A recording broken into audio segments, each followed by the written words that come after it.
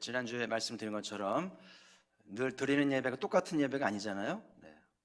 똑같은 삶이죠. 어제의 삶이 다르고 오늘의 삶이 다르듯이 어제 마산 앞에 흐르는 바닷물이 오늘 달라요. 그래서 늘 예배를 새롭게 하시길 바라고, 아벨이 드렸던 어떻게 하면 더 나은 제사를 드릴까, 지난보다는 오늘이 더 나은 제사를 드려서 하나님으로부터 의롭다함을 받는, 인정받는 예배자가 된다면 얼마나 좋을까라는 그런 기대하는 마음을 가지고 예배를 사모하시고 예배에 참여하시기를 바라고요. 오늘 예수님의 회당 예배를 나누는 시간인데요, 유대 사회에서 회당은 굉장히 중요한 기능을 해요. 그리고 오늘 나누려고 하는 것도 그렇고, 초대교회, 기독교회도 회당이 굉장히 중요한 의미를 가지고 있기 때문에 예수님 회당 예배를 좀 나누려고 하는데, 이 회당의 시작은 바벨론 포로 시절에 시작됐다는 건 정설이거든요. 그래서 포로로 끌려가서 고생을 하잖아요.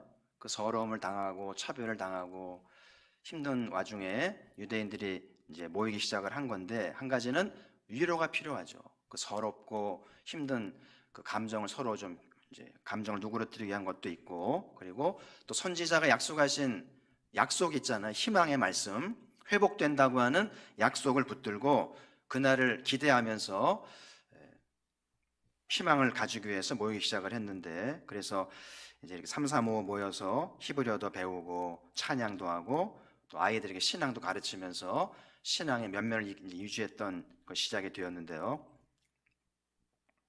이것이 이제 회당 예배, 회당 교육의 시작이 되었다고들 말하는데, 그러니까 포로에서 돌아와서도 계속 회당 제도 활성화가 되면서 전국 각지의 회당을 이제 지역마다 짓기도 하고 회당 예배를 드리게 되는데요. 회당을 지을 땐 두 가지 규칙이 있었다고 그래요. 한 가지는 회당은 그 마을의 제일 높은 곳에 짓도록. 왜 제일 높은 곳에 짓는지는 알겠죠? 하나님이 높은 곳에 계시기 때문에 제일 높은 곳에 세워서 잘 보이도록 이렇게 지었다고 그러고요. 그리고 모든 회당의 정문은 예루살렘을 향하도록 이렇게 해서 짓도록 규칙이 되어 있었다고 그럽니다. 복음서에 보면은 이 백부장들이, 이탈리 그 초급 장교들이 유대인들을 위해서 회당을 지어준 얘기가 나오잖아요. 그럼 이렇게 주동군들이 볼 때 유대인들이 참 회당을 중요시 여기니까 유대인의 마음을 얻기도 하고 또 착한 일을 위해서 회당을 지어주는 일을 보면 유대 사회 회당이 중요하다는 것을 깨달을 수가 있겠는데요. 오늘 본문에 보면 안식일에 늘 하시던 대로 회당에 가셨다 이렇게 돼 있죠. 이 말은 예수님이 어려서부터 회당 예배를 잘 드리신 거죠. 그래서 어려서부터 회당 예배를 드리면서 또 회당에서 교육도 받고 히브리어도 배우고 성경도 배우고 예배하는 법을 배우면서 성장하셨음을 보게 되고요. 그래서 회당 예배와 교육이 어린 예수님을 메시아로 길러냈구나, 그 메시아를 길러낸 산실 같은 그런 기능을 했음을 분명히 우리가 볼 수 있겠고요. 그래서 이제 그 히라보로 회당을 시나고그라는 말씀, 시나고그 들어보셨나요? 시나고그. 오늘날 천재 유대인을 길러내는 교육을 상징하는 말이 이제 시나고그인데, 영어권에서 많이 사용을 하고요. 그만큼 세계에 알려진 교육 방식이 회당 교육, 시나고그 교육이라고도 하죠. 예수님을 이렇게 메시아로 길러냈기 때문에 회당에 관심을 가져야 되고, 어떻게 예배하고 교육했길래 메시아가 자랐는지에 대해서 관심을 가질 필요가 있겠고요. 또 한 가지는 거기 보면 16절 끝부분에 회당에 들어가서 성경을 읽으려고 서심해 이렇게 돼 있죠. 그래서 예수님이 회당 예배 가운데 순서를 맡으셨음을 알 수 있죠. 순서를 맡아서 이렇게 서셔서 성경을 낭독했음을 볼 수가 있잖아요. 그래서 오늘 회당에 대한 교훈을 나누기 전에 먼저 회당 예배를 조금 공부해 보려고 하는데요. 그게 5가지로 돼 있어요. 5번의 순서로 돼 있는데, 첫 번째가 예배 부름입니다. 예배를 부름할 때는 인도자 회중이 서로 이렇게 교독을 하는데요. 보실래요? 보시면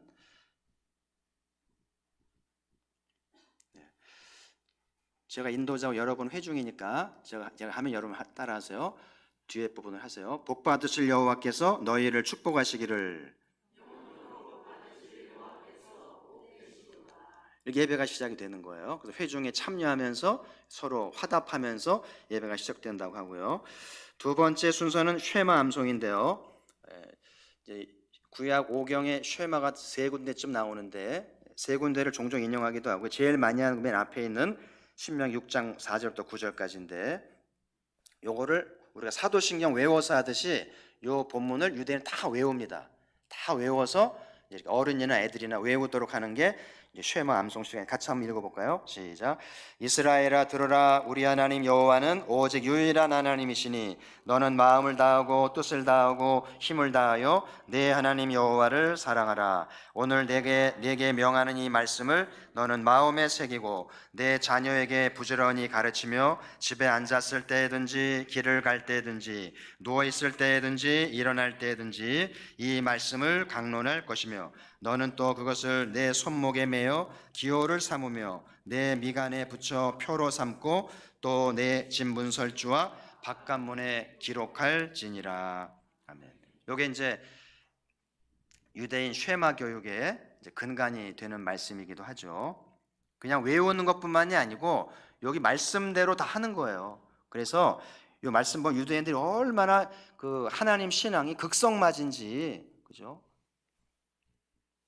애들을 가르치는데요, 집에 있을 때든지 길을 갈 때든지 누웠을 때든지 앉았을 때든지 귀찮을 정도로 하나님을 가르치는 얘기고요. 그리고 그 정도가 아니고 손목에 메고 이 말씀을 써서 성냥갑 같은 걸 만들어 손목에 차고 시계는 안 차도 이걸 차라는 거예요. 차고 그리고 이마에도 붙이고. 얼마나 창피해요. 다 쳐다보잖아요. 여기다 붙이고 또 집 바깥문에 하나 붙이고 집 안에도 붙이고. 그러니까 늘 하나님 말씀이 이제 눈에 띄도록 그렇게 부지런을 떨고 어수선을 떠는 유대인들의 신앙을 이제 느끼게 하는 말씀이기도 하는데 늘 이 말씀을 암송하면서 이 말씀대로 하려는 사람들이 유대인들의 신앙인 것을 이제 보게 되고요.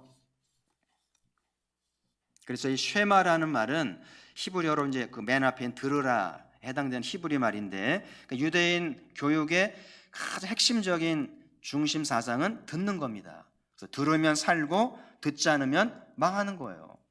실제 유대의 역사가 왜 망했냐면 정치 문제도 아니고 경제 문제도 아니고 듣지 않았기 때문에 예배 시간에 말씀을 듣지 않았기 때문에 결국 망했다는 것이 선지자의 교훈 아니겠어요? 그래서 늘 들으라고 하는 것이 유대인 교육의 근간인 것을 오늘도 기억하시면서 우리도 마찬가지죠. 우리가 살 길은 말씀을 잘 들으면 살고 듣지 않으면 망한다는 사실을 가지고 말씀을 경청하고 듣는 것이 중요하다는 것을 기억하시길 바라고요. 자, 세 번째 순서는 손 들어 올리기라고 말을 하는데요. 손을 드는 거죠. 유대인들은 기도할 때 그냥 이렇게 두 손 모으지 않고 이렇게 두 손을 들어서 손을 든다는 것은 항복이죠. 항복. 전쟁할 때 손 들어 그러면 항복 표시해야 되잖아요. 손 안 들면 총 맞잖아요. 그래서 하나님 앞에 항복합니다. 그 예배인 거예요. 엎드리기도 하고 손 들기도 하고. 그래서 여러분 가끔씩은 예배 시간이나 기도 시간에 손을 드세요. 누가 보든지 안 보든지 이렇게 항복한다. 하나님 좀 항복할게요. 이제 하나님한테 졌으니까 이제 제 마음을 받아들이시려고 하면서 예배를 드리고 기도해 보시길 바라고. 그래서 이렇게 손을 들어서 이제 어떤 맡은 사람이 이제 대표 기도를 하면 회중은 이제 매 달라이 끝날 때마다 아멘으로 화답하도록 이렇게 되어 있는데요. 우리 가포교회는 보면 이제 예배 시간에 대표 기도를 할 때 아멘을 잘합니까 안 합니까? 네, 우리 교회는 잘하는 편이에요. 전통적인 장로교회는 절대 아멘 안 하고요. 맨 마지막이면 아멘 하는데 우리 교회는 주일 예배든 수예배든 보면은 대표 기도가 기도할 때마다 아멘 소리가 적지 않죠. 굉장히 정강한 거예요. 감사한 일이고요. 그래서 내 기도처럼 모든 문장을 받으셔서 그렇습니다. 아멘, 아멘 하는 것이 좋은 것인데 유대 회당 예배의 그 전통이기도 하고요. 그 고린도 교회 보면 이런 말씀이 있어요. 14장 16절인데요. 은사를 소개하는 중에 나온 말씀인데 같이 한번 읽어보실까요? 시작. 그렇지 아니하면 내가 영으로 축복할 때 알지 못하는 처지에 있는 자가 내가 무슨 말을 하는지 알지 못하고 내 감사에 어찌 아멘 하리요. 이 말씀 속에 보면 이 초대교회가 여전히 유대교 회당 예배 영향 속에 있음을 느끼게 하는 대목이기도 하죠. 아멘을 해야 되는 거예요. 반드시 기도자가 기도할 때 문장마다 아멘으로 화답하는 것이 회중의 몫인데 근데 어떤 사람은 알아듣지 못하는 말로 기도를 하는 거예요. 여기 이제 알지 못하는 처지에 있다는 말은 은사를 받지 못한, 이 고린도 교회는 방언 문제로 시끄러웠잖아요. 어떤 사람이 대표 기도하면서 갑자기 방언으로 기도한 것 같아요. 그러면 아멘을 어떻게 합니까? 못 알아듣는데. 그래서 개인적으로 방언 기도할지 몰라도 대표 기도할 때는 모두가 알아들을 수 있는 기도로 하라는 것이 이제 사도의 가르침이잖아요. 저도 오래전에 대학생 때 그런 일이 한번 있었는데, 갑자기 어떤 선배 한 명이 약간 좀 신분을 알 수 없는 미스테리 같은 선배인데, 그 대표 기도를 하는데 갑자기 방언으로 대표 기도를 해가지고 전부 당황한 적이 있어요. 그러면서 왜 방언으로 기도하냐 그랬더니 갑자기 이렇게 하나님이 감동을 주셔가지고 방언으로 하라고 그랬다고 그러는데, 그 우리가 받아들일 수 없어요. 하나님이 그런 분이 아닌데. 그래서 결국은 이제 이렇게 제명을 시키고 했던 그런 기억이 납니다만은, 얼마나 당황스러우실까요? 그러니까 예배 올 땐 저는 폰을 가져오지 않으면 좋을 것 같고요. 또 가져오셔도 미리 이렇게 좀 묵음을 해두면 좋겠죠. 그래서 요 본문 속에도 여전히 초대교회가 회당 예배 영향권에 있음을 충분히 감지하는 말씀이기도 하고요. 그래서 유대인들은 이제 이렇게 기도를 맡은 사람이 그냥 개인 자기 기도하는 게 아니고 유대 사회에 18개 축도문이 정해져 있어요. 18개 문장이 기도문으로 되어 있기 때문에 그거를 이제 예배 시간에 이렇게 암송을 하도록 하고 회중을 아멘으로 하게 되어 있는데, 회당 예배만이 아니고 유대인들은 아침, 오후, 저녁, 무슬림들이 5번 기도하고 유대인들은 하루에 3번 18개의 축도문을 이제 암송하도록 훈련이 되어 있다고 해요. 그래서 이것을 이제 18을 의미하는 세모네 에스레라고 말하기도 하는데, 회당 예배 때는 18개가 다 하진 않고 보통 5개의 문장을 기도하면 기도 하나를 끝날 때마다 회중이 아멘으로 이렇게 화답하도록, 지금 다 소개하지는 않겠고요. 1번만 한번 해볼게요. 18개 축도문 중에 1번이 이런 기도예요. 주님, 우리 조상들의 하나님, 아브라함의 하나님, 이삭의 하나님, 야곱의 하나님, 전능하시고 무서우신 하나님, 하늘과 땅을 지고하신 하나님, 우리의 방패, 그리고 우리 조상들의 방패이신 하나님, 매 세대마다 우리의 의지할 분이신 당신을 축복하나이다. 아브라함이 방패이신 주님, 당신을 축복하나이다. 그러면 아멘 이렇게 되는 거죠. 이거를 이제 5가지를 하든지 12개까지도 하는 이제 경우가 있다고 그래요. 이렇게 이제 기도를 하면서 두 손을 들도록 되어 있고요. 근데 예수님이 이제 공생애 동안에 주기도문을 가르치셨잖아요. 그래서 이제 회당에 18개 축도문을 넘어서서 예수님이 가르친 기도로 점점 기독교의 기도의 중심이 옮겨져 가는데요. 어쨌든 이렇게 예수님이 회당 예배를 통해서 기도를 배우고 자라셨음을 보게 되고요. 자, 4번째 순서는 성경 낭독인데, 낭독은 2가지인데 하나는 율법 낭독, 그 다음에 선지 낭독 2개 나눠지는데, 율법 낭독이 제일 중요한데요. 오경에서 이제 이렇게 뽑아낸 기도 이제 말씀이 있는데, 이걸 성서 일과라고 얘기하는데요. 3년에 3년 반 동안 매번 회당 예배 때 이걸 하면 일독이 되는, 오경이 이제 일독되는 이제 그렇게 되어 있는데요. 7명이 3절씩 이렇게 낭독하도록. 그러니까는 이 회당 예배를 보니까 회중이 많이 참여하네요. 그래서 7명이 이제 3절씩 맡아서 이제 읽고 이렇게 하면서 이제 3년 반이 지나면 한 번씩 다 읽게 되는 이제 그런 이제 것이 하고요. 그리고 이제 예배에 참여한 회중 가운데 히브리어를 모르는 평민들을 위해서는 이제 아람어로 통역을 해주는 경우도 있다고 그래요. 그다음 2번째가 예언서 낭독인데요. 예언서 낭독은 이제 그 낭독자가 재량껏 읽도록 했다 그러는데, 오늘 예수님이 읽으셨잖아요. 오늘 본문에 성경을 읽으려고 서심해 그랬죠. 그러니까 모세오경은 이제 정해진 사람 읽었는데, 오늘 이제 선지자 낭독은 그때 손님에 따라 하는데, 오늘 예수님이 선지자를 어디를 낭독하셨어요?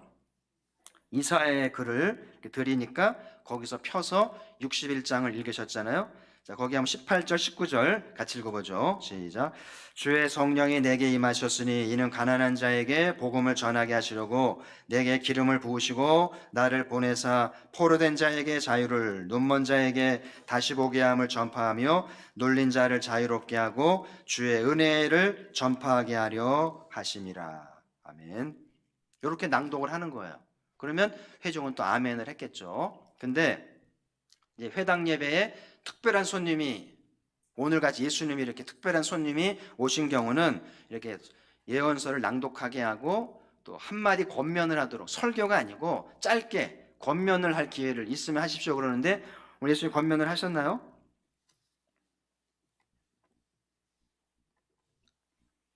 21절 보시면, 그러니까 20절에 이제 읽으신 다음에 이사야를 덮어서 돌려주고 앉으시니까 회당장이 하실 말씀 있습니까? 그러니까 예수님이 21절에서 한마디를 붙이셨잖아요. 뭐라 그래요? 이 글이 오늘 너희 귀에 응하였느니라. 할렐루야. 놀라운 말씀이죠. 그래서 여러분, 설교가 중요한 게 아니고 이런 한마디가 결정적인 인생을 바꾸는 단서가 돼요. 그래서 오늘 예수님이 이사야를 읽은 말씀이 예수님의 공생애를 통해서 너희 귀에 응하였다, 성취되었다, 이 말씀이잖아요. 그럼 예수님이 읽은 말씀이 도대체 뭐길래 내 삶이 이루어졌다는 말인가? 그거를 잘 캐칭하면 어마어마한 은혜가 되고 우리 생을 바꿀 수 있는 계기가 되는 것이죠. 근데 오늘 읽진 않았습니다만은 21절에 쭉 보면 회당 예배 끝이 좀 소란스럽게 돼요. 유대인 회중들하고 예수님 사이에 좀 갈등이 있잖아요. 이건 이제 중요한 건 아니니까 여기까지만 하고요. 마지막 회당 예배 마지막은 축도인데요. 축도를 마치게 되는데, 요거는 광야 시대에 제사장이 백성들이 이제 이동을 하다가 진을 치고 이제 정착을 할 때 제사장이 축복 기도를 했던 것을 인용하게 되는데요. 민수기 6장 24부터 26절까지 말씀을 가지고 축도를 하게 되는데, 또 같이 한번 읽어보죠. 시작. 여호와는 내게 복을 주시고 너를 지키시기를 원하며 여호와는 그 얼굴을 내게 비추사 은혜 베푸시기를 원하며 여호와는 그의 얼굴을 내게로 향하여 드사 평강 주시기를 원하노라. 아멘. 이렇게 이제 제사장의 축도를 이제 인용함으로 회당 예배가 마무리된다고 그래요. 긴 시간이 걸리지 않는 것 같죠? 1시간 이내에 끝날 수 있는 예배라는 생각이 드는데, 오늘 민수기 말씀은 여러분이 자녀들을 멀리 보낼 때 여기 이제 너 대신에 멀리 가는 자녀들 이름을 넣으면 너무나 정확하고 적절한 말씀 아니겠어요? 꼭 필요한 말씀이라는 생각이 들고요. 중요한 것은 오늘 예수 회당 예배에 참여하셔서 회당 예배 순서를 맡으셔서 선지자를 낭독하고 예배에 참여하시면서 이제 공생애를 선언하시게 되잖아요. 그래서 오늘 예수님 회당 예배를 이렇게 나누면서 초대교회의 회당 예배가 두 가지 영향을 좀 나누며 은혜를 받고자 하는데, 첫 번째가 회당 예배가 기독교 초기 예배의 기초가 되었습니다. 기독교 신앙과 오늘 우리가 드린 예배가 그냥 태어난 게 아니에요. 유대인들이 드린 회당 예배가 모태가 됐고 근간이 돼서 발전되어 온 예배가 된 거죠. 그래서 유대 회당 예배, 우리는 약 2000년이라는 간격이 있는데 중간 로마 카톨릭 교회도 있고 개혁교회 전통도 있다가 계속 변화되고 변화되다가 오늘까지 왔기 때문에 모든 기독교 예배의 근간이 회당 예배라는 것을 기억할 필요가 있겠죠. 그래서 회당 예배의 중심은 말씀 낭독인 것 같아요. 그래, 오경 낭독, 선지자 낭독인데, 우리 개신교는 말씀의 중심, 설교가 중심이잖아요. 그 말씀이 중심인 것은 공통점이긴 한데 유대교 사회는 설교는 없어요. 그냥 낭독하고 한마디의 권면 정도인데, 개신교는 이제 무슨 사연이 있는지 설교를 30분 길게 이렇게 하잖아요. 다 이유가 있지 않겠어요?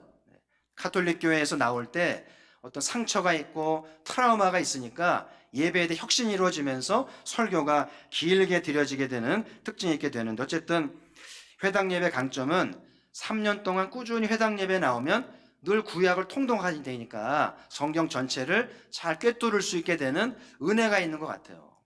개신교회는 설교자가 편식을 하면 설교를 많이 듣는데 성경 전체를 몰라요.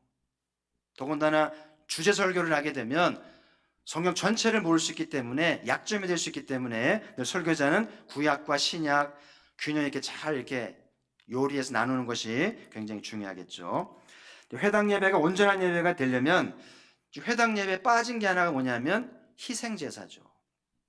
레위기가 말하는 희생 제사 순서가 없잖아요. 그렇죠? 회당 예배가 교육과 친교가 이제 위주가 되다 보니까 희생 제사는 빠져 있는데 온전한 예배가 되려면 짐승을 잡아서 희생하는 것이 있어야만 죄 사함이 있고 하나님 앞에 드려진 예배가 되지 않겠어요? 우리도 마찬가지예요. 예수님의 보혈이 없다면 우리 예배가 성립될 수 없잖아요.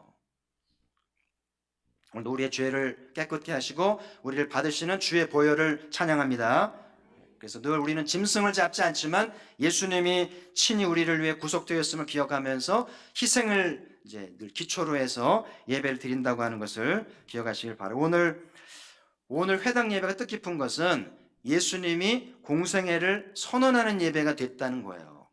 회당 예배를 통해서 공식 선언을 한 거 아니겠어요? 누가가 예배가 중요하기 때문에 이 본문을 인용을 해놓지 않겠어요?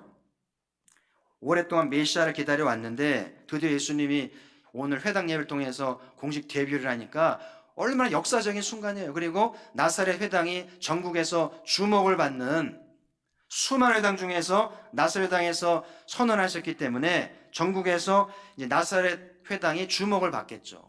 만약에 하나님이 가포교회에서 선언하셨던 가포교회가 전국의 주목을 받겠잖아요. 그런 뜻깊은 회당 예배가 드려졌다는 것이죠. 그래서 오늘 이 회당 예배가 뜻깊은 걸 기억하면서 오늘 나의 예배는 무엇이 목적인가를 생각해 보자는 것이죠. 예배 형식보다 중요한 게 있어요. 어떤 형식이 있냐보다 중요한 게 있고요. 예배를 통해서 어떻게 위로를 받고 하는 것보다 중요한 게 뭐냐면 하나님이 바라시는 예배가 뭐냐라고 하는 거예요. 오늘 하나님이 바라시는 것은 예수님이 공생애를 선언하면서 고난의 길을 가기로 결단하는 것을 기대하셨다는 걸 알 수 있잖아요. 형식보다 중요한 것, 자기 만족보다 중요한 것, 하나님이 기대하시는 예배를 드려야 될 텐데 주님이 기대하시는 것은 내가 누구를 보내며 누가 나를 위해 갈고, 이사야 예배잖아요. 이사야가 주님 내가 여기 있잖아요. 나를 보냈어요. 예수님도 회당 예배를 통해서 주님 제가 저기 있잖아요. 제가 여기 있잖아요. 자, 고난받는 종의 길을 가겠습니다. 결단했기 때문에 오늘 예배가 의미가 있고 주님 받으셨다고 하는 이야기죠. 그래서 주님이 받으시는 예배의 하이라이트와 클라이막스는 결단과 헌신이 있어야 되는 거예요. 그래서 하나님이 이제 찾으시는 예배, 완성된 예배는 말씀을 듣고 결단과 헌신 예배가 되는데, 우리가 주일날 설교를 듣고 결단 찬양을 드리고 봉헌을 하잖아요. 그냥 헌금하는 시간이 아니고 오늘 말씀을 듣고 어떻게 결단하며 나를 드릴 것인가를 고민하는 것이 예배에 중요하다는 거예요.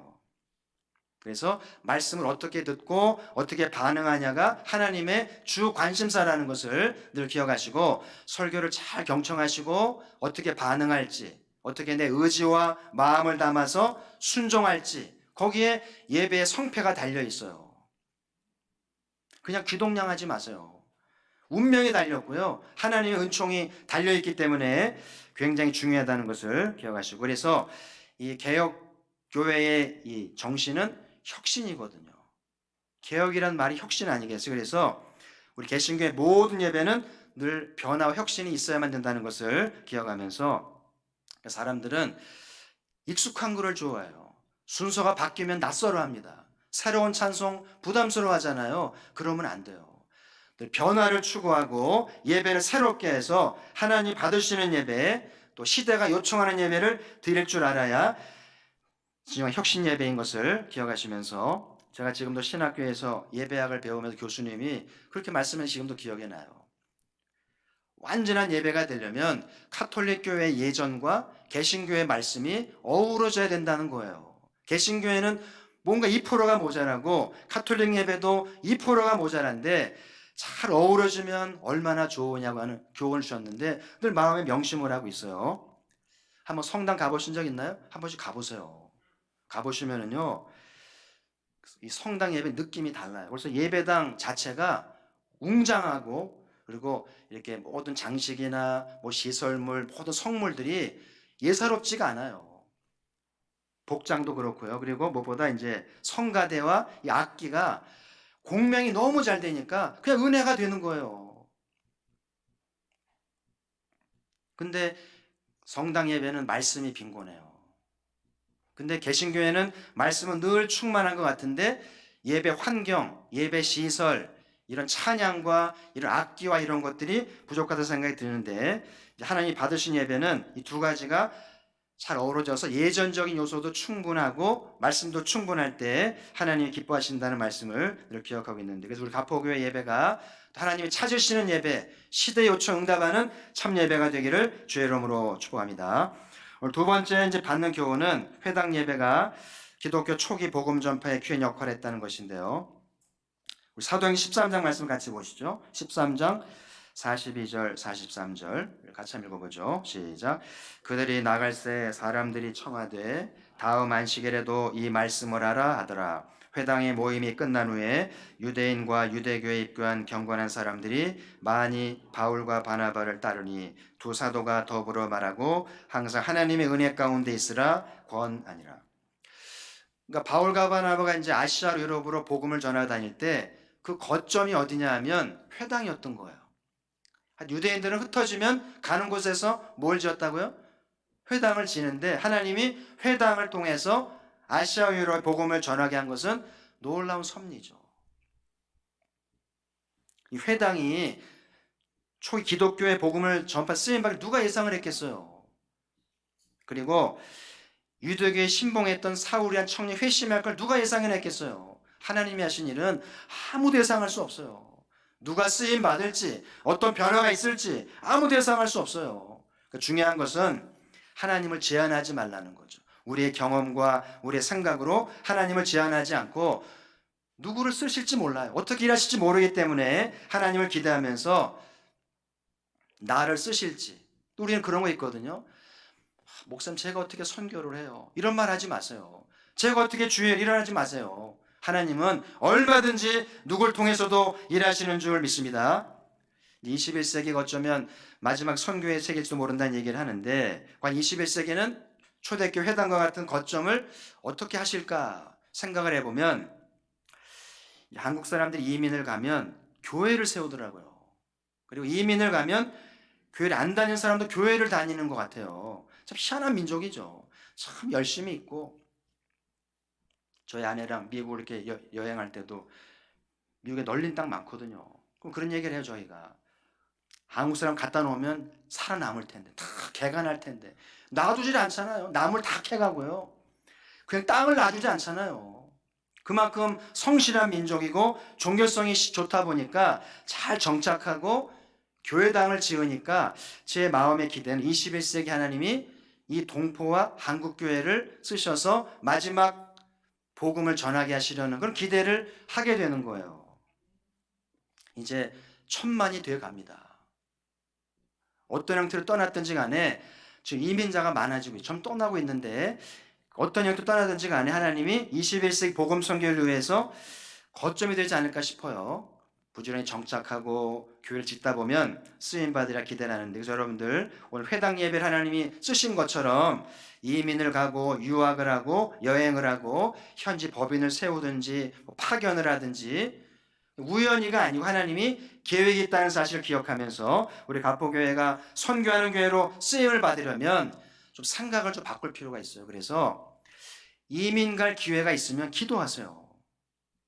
그냥 싫다고 그러지 말고, 누가 이민을 제안하면 혹시 내가 이민을 가면 선교의 거점이 될까 기도해 보라는 거예요. 그리고 해외로 나갈 기회가 있으면 적극적으로 신청을 하시고, 또 아이들이 해외 나갈 기회가 있으면 적극적으로 기도하고 보내란 이야기죠. 그래서 복음의 거점이 될 수 있다면 얼마나 영광스러운 일일까요?